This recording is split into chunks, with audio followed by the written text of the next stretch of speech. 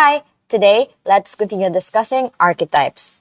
Archetypes are character types that represent universal ideas or themes. Today let's talk about threshold guardian.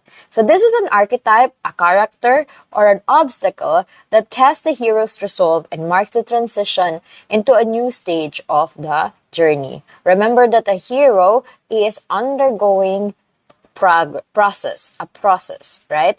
And in the process, how do you know that the person has grown?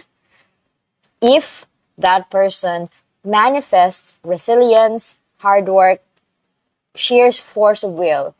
And you need formatives or summatives that test their resilience, their hard work, and their ability.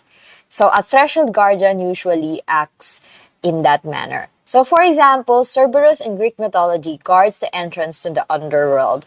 In a lot of the stories in Greek mythology, the heroes usually go to the underworld in order to, get someone that they love, someone that they value above their life.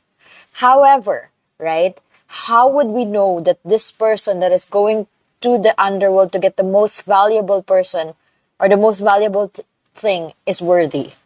They must be able to pass through Cerberus, a threshold